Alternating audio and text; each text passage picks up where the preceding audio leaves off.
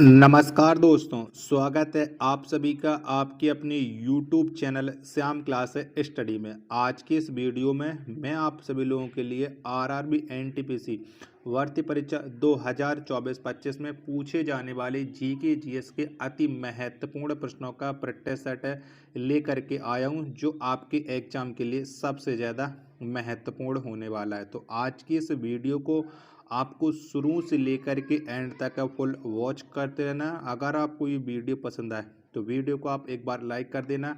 Channel को अभी तक आप लोगों ने सब्सक्राइब नहीं किया होगा तो चैनल को आप लोग जरूर सब्सक्राइब कर लेना, और इस वीडियो को आप अपने सभी दोस्तों के पास ज़्यादा से ज़्यादा शेयर कीजिएगा, जिससे वो भी लोग हमारे साथ जुड़ जाएं और उन्हें भी अपनी तैयारी का मौका मिल पाए। तो चलिएगा फिर शुरू करते हैं। तो पहला प्रश्न आ जाता है कि अलेपी बंदरगाह भारत के किस राज्य में स्थित है। तो कौन से राज्य में? तो जो अलेपी बंदरगाह है ये भारत के केरल राज्य में स्थित है। एक का ए ऑप्शन देने वालों का राइट आंसर है हो जाएगा। अगला प्रश्न संख्या 2 है आपके सामने।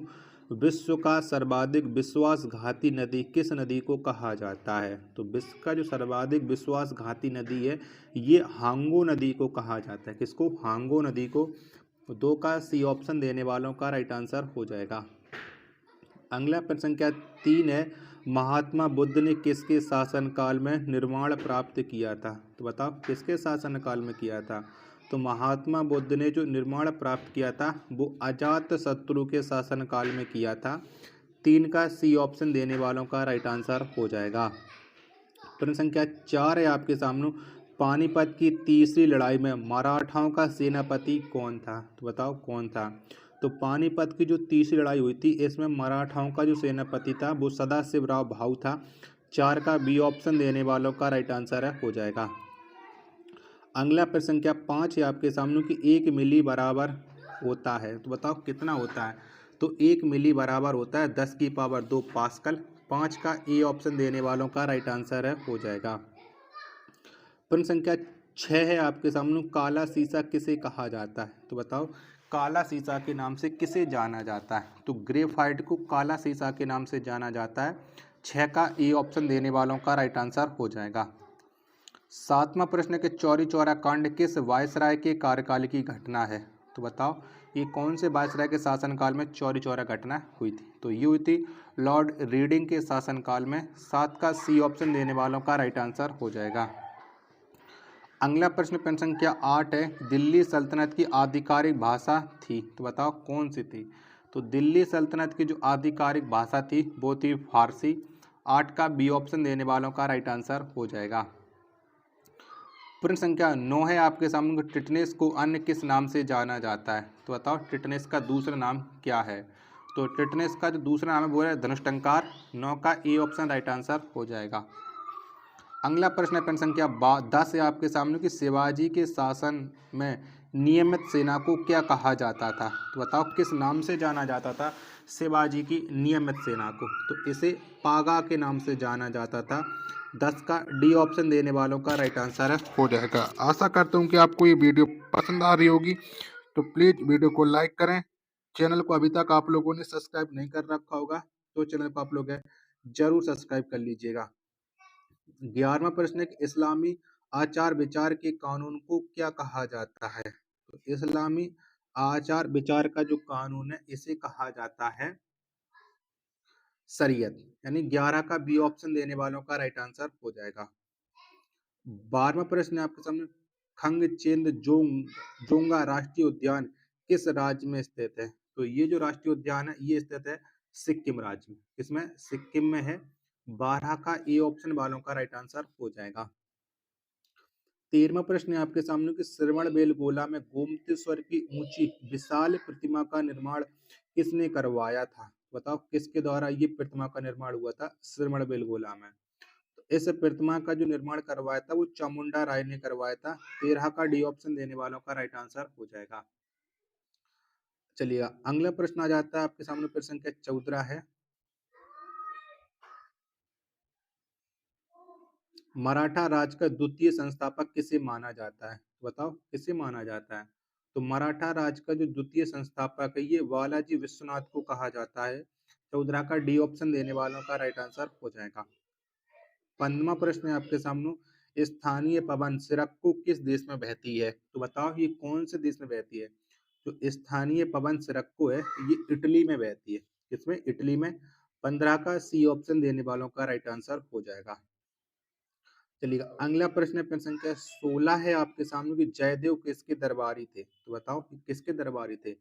तो जयदेव जो दरबारी थे ये लक्ष्मण सेन के थे। 16 का बी ऑप्शन देने वालों का राइट आंसर हो जाएगा।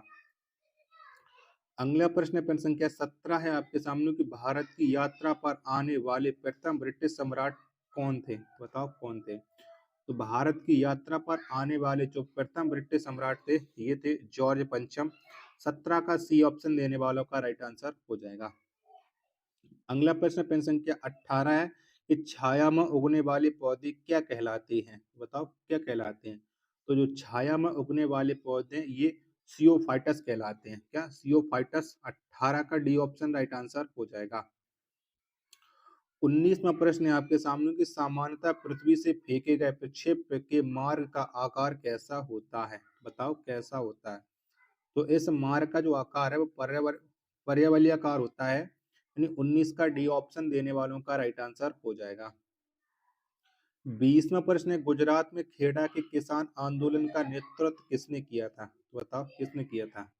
तो गुजरात के खेड़ा आंदोलन का जो नेतृत्व किया था वो किया था महात्मा गांधी ने। डी ऑप्शन देने वालों का राइट आंसर हो जाएगा। चलिएगा, अगला प्रश्न है प्रश्न संख्या 20 है आपके सामने कि बांस किस रूप में वर्गीकृत है? यानी बांस कौन से रूप में जाना जाता है? तो बांस को घास के रूप में जाना जाता है। 21 का सी ऑप्शन देने वालों का राइट आंसर हो जाएगा। नेक्स्ट प्रश्न है प्रश्न संख्या 22 है कि दिल्ली अभी दूर है किसने कहा था? तो ये कथन किसका था कि दिल्ली अभी दूर है? तो ये कथन था निजामुद्दीन औलिया का। बी ऑप्शन देने वालों का राइट आंसर हो जाएगा। 23वां प्रश्न है आपके सामने कि ओम नमो भगवतो वासुदेवाय किस संप्रदाय का प्रमुख मंत्र है? बताओ ये कौन से संप्रदाय का मंत्र है? तो ये वैष्णव संप्रदाय का मंत्र ओम नमो भगवते वासुदेवाय। 23 का बी ऑप्शन देने वालों का राइट आंसर हो जाएगा। आशा करता हूँ वीडियो आपको पसंद आ रही हो तो प्लीज वीडियो को लाइक करें। चैनल को अभी तक सब्सक्राइब नहीं कर रखा होगा तो जरूर कर लीजिएगा। 24वां प्रश्न के शरीर में निकलने वाला विषैला पदार्थ निम्नलिखित में कौन है? बताओ कौन सा है? तो शरीर में निकलने वाला जो विषैला पदार्थ है वो है अमोनिया। 24 का सी ऑप्शन देने वालों का राइट आंसर हो जाएगा। प्रश्न संख्या 25 है कि हरत लवक की खोज किसने की थी? तो बताओ किसने की थी? तो हरत लवक की जो खोज की थी वो सिम्बर ने की थी। 25 का ए ऑप्शन देने वालों का राइट आंसर हो जाएगा।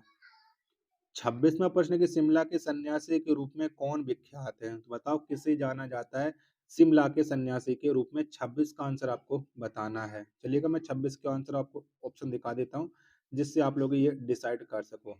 तो शिमला के सन्यासी के रूप में ये जाना जाता है ए ओ होम को।